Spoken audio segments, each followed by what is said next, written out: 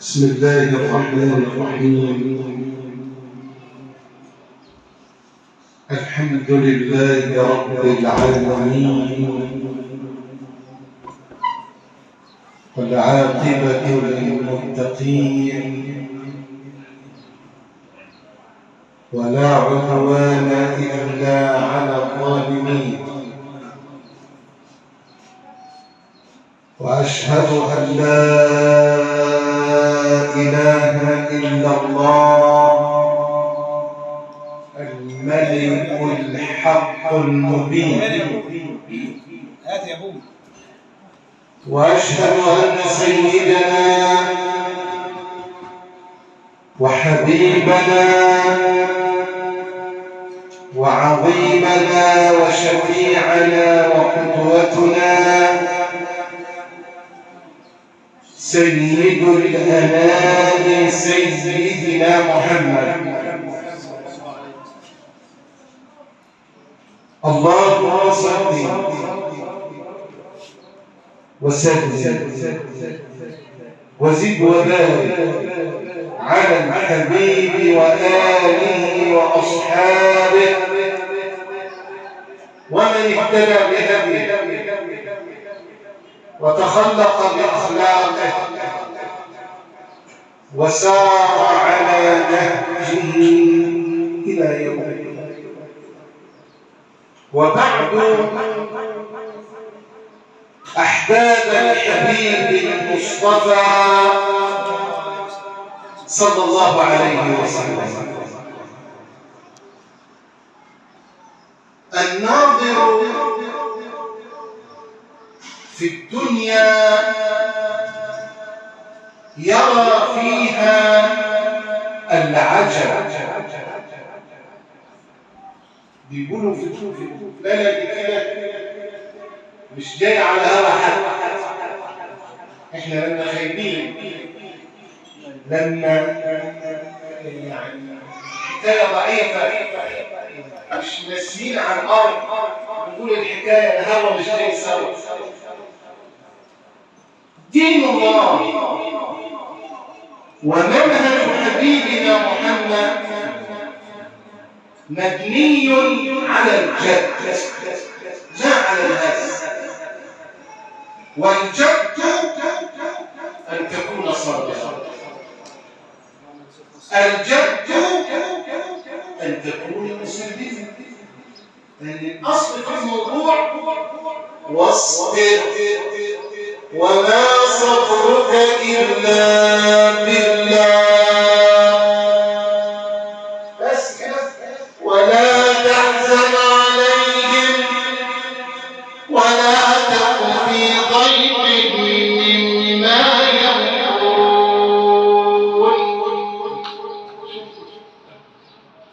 يبقى لا تحزن، مين اللي بيقول؟ يعني تصبر ولا تحزن، مش تصبر دي سبب توقف وتقطع الاكل وتقطع الشرب ولا تروح الزرع ولا تروح الغيط ولا تسيب مصالحك وتجافي كل حاجه وتقول انا حزين. طب غير، بدل، اجعل هذا الوقت الفاضي اللي انت حزين فيه خلي انيسك رب العالمين، قل لا اله الا الله. خلي الوقت الفاضي ده كله صلي فيه على سيدنا النبي. طيب مش هتعمل كده، تذكر من رحل وادعو له، لكن بتقعد في الاذان والواحد لا يشطف ولا يروح يصلي ولا مش عارف ايه ولا الوليه تكون تجهز اكل وتروح. نهى رسولنا صلى الله عليه وسلم ديننا وشرعنا الذي جاء به نبينا محمد ان يعذب الانسان نفسه. نهى عن قبل الموت. ليه تعذب نفسك؟ من الذي فعل؟ من الذي فكر؟ من الذي خطط؟ من العمل؟ ان الامور تجري بتقديره وبتصاريفه سبحان الله. يعني الأجل سبحان الله، لحظة لا تقدم ولا تؤخر، لحظة لا تقدم ولا تؤخر، أبهمت عن سيد الخلق سيدنا محمد سيد الخلق. معلش لما سألوا الصحابي متى الأجل يا رسول الله، أو لما جئت متى الساعة، قالوا ما المسؤول عنها بأعلم من السائل. يبقى الغيب ماليش دعوة بيه، امال انت ليه دعوة بيه؟ لك دعوة بما أمرك به ربك. قال لك ايه؟ قال لك كن طاقة حصل لا قدر الله وصار، اصبر. طب انا مش هصبر، انا ما جددتش، يبقى ما عندكش ايمان. اصل انت مفيش اسمه ما جددتش.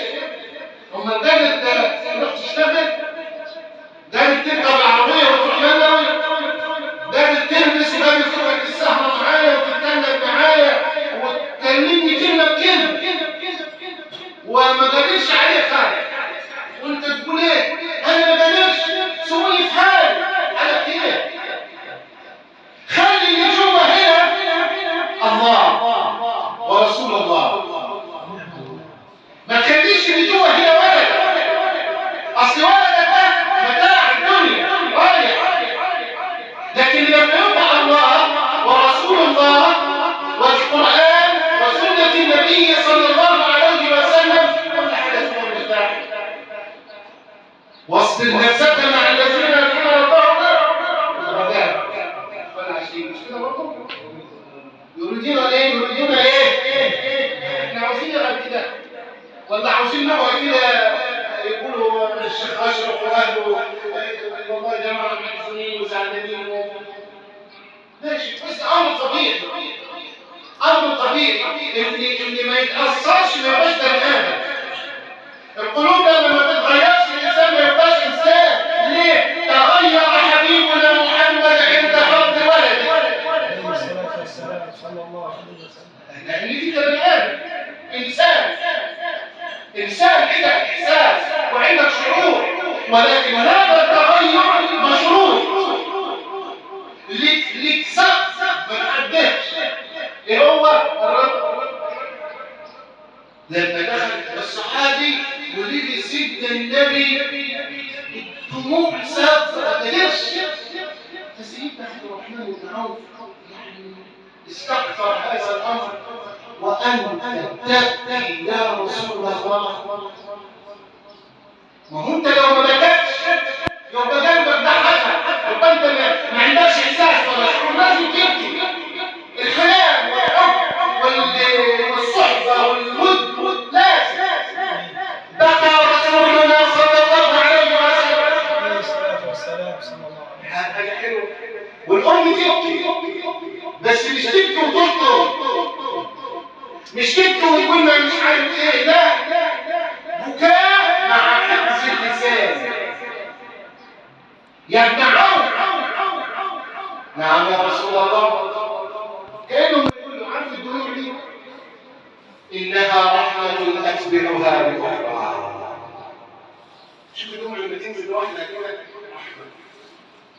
ان العين لتدمع ويحب لها ان تدمع، وان القلب ليحزن ولا نقول الا ما يرضي ربنا، وإنا لفراقك يا إبراهيم لمحزونون إنا لله وإنا إليه راجعون. شوف سيدنا النبي أهو. طيب بنت حضرة النبي لما مات أبوها عملت إيه؟ وقفت في الشارع ولمت الحريم وقعدوا يرقصوا ويزعقوا ويلبسوا سودا ويقول ما كانش يومك ومش عارف إيه ولا صغير. لا، قالت ايه؟ بنت حضرة النبي وأبتاه أجاب ربا دعاه.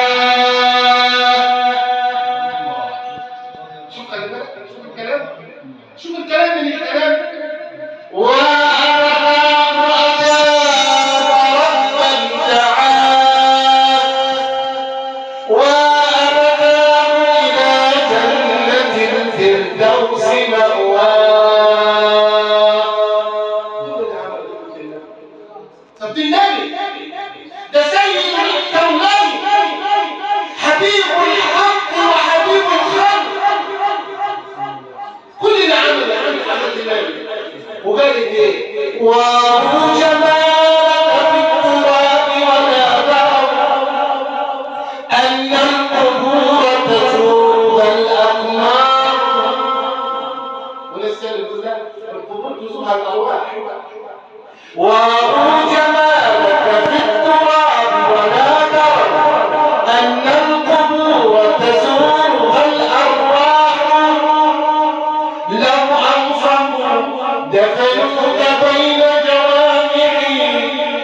أن هناك لا ترب ولا أعداء. لو هم يعني يحطوه بين ضلوعي وكان يدفع فيقول لها سيدنا فلان بعد ما قالت له قربه تحط النبي في التراب، تحط النبي في الأرض وتحط التراب على النبي. قال لها يا بنت رسول الله والله لو كان الأمر بأيدينا لوضعنا أبيك بين السماء والأرض. عملنا له عمل لا هو في الأرض ولا في السماء، ولكن كيف وقد أنزل الله على أبيك قرآنا منها خلقناكم وفيها نعيدكم ومنها نخرجكم تارة أخرى. طب نعمل ايه احنا؟ نبطل ناكل؟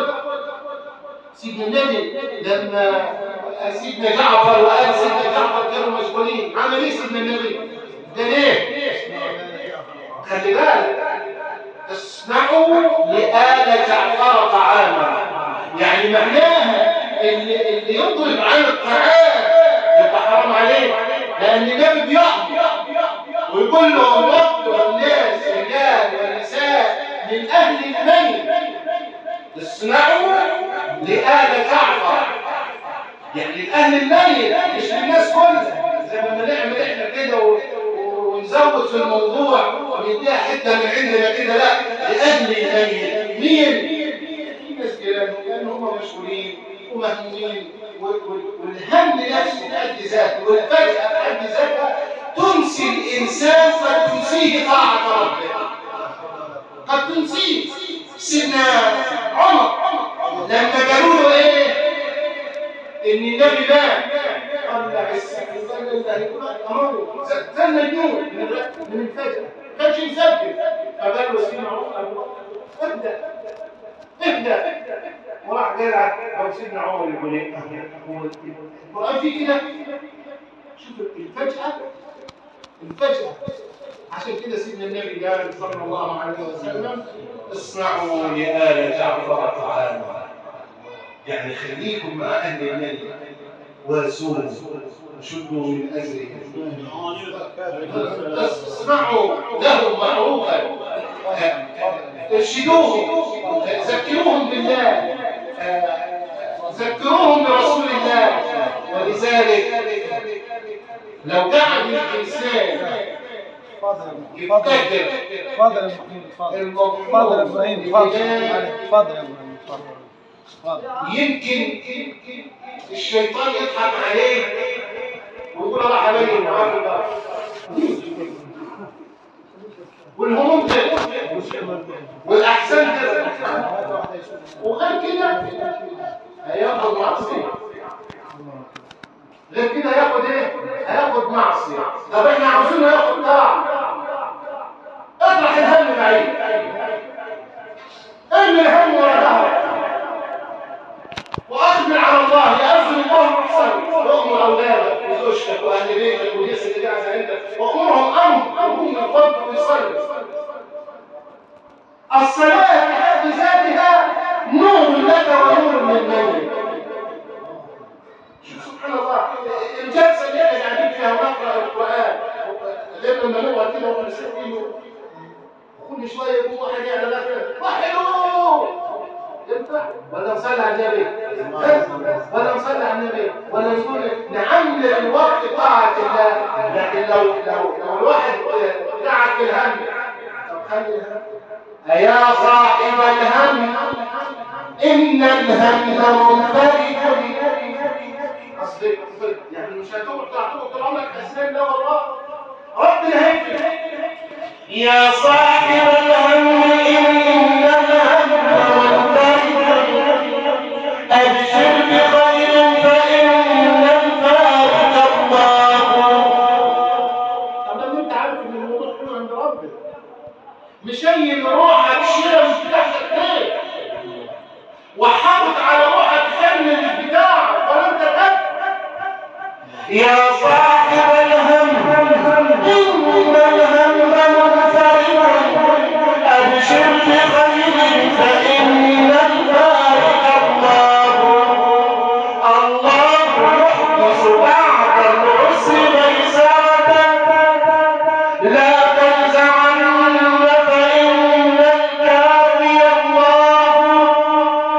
إذا بليت فسد بالله وارضى به، إن الذي يكشف البلوى هو الله، والله ما لك غير الله من أحد، فحسبك الله،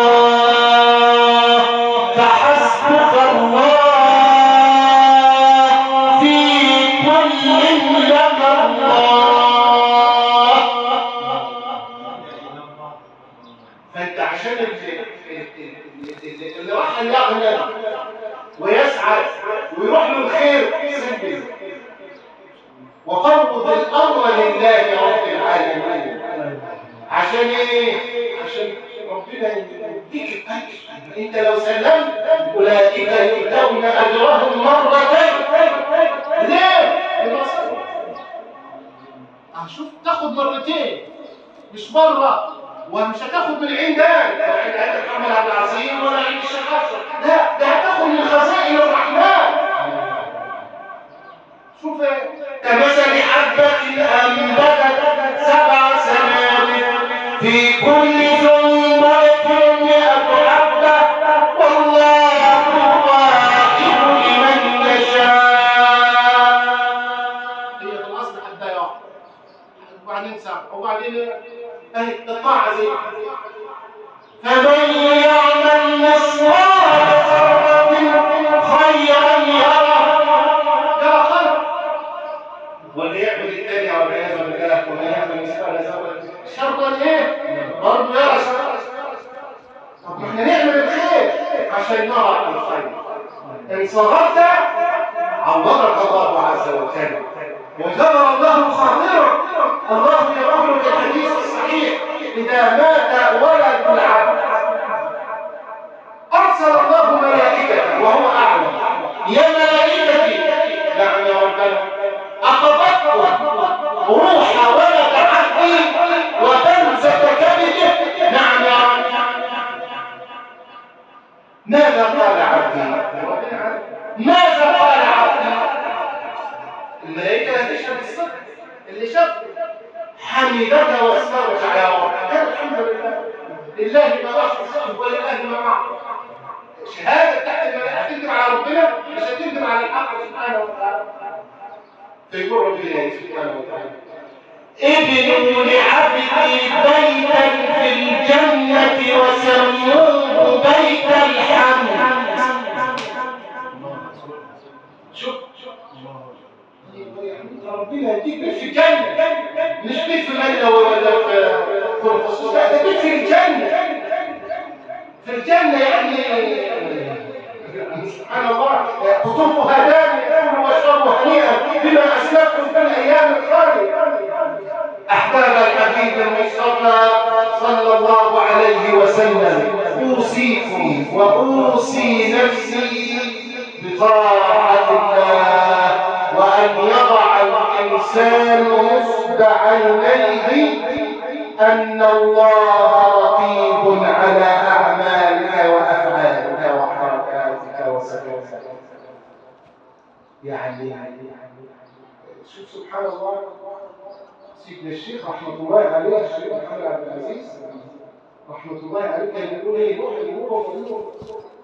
بدل ما يقول يا بوي ولا يا جنبي ولا يشفي، لا يقول يا الله، يا شافي، يا معافي.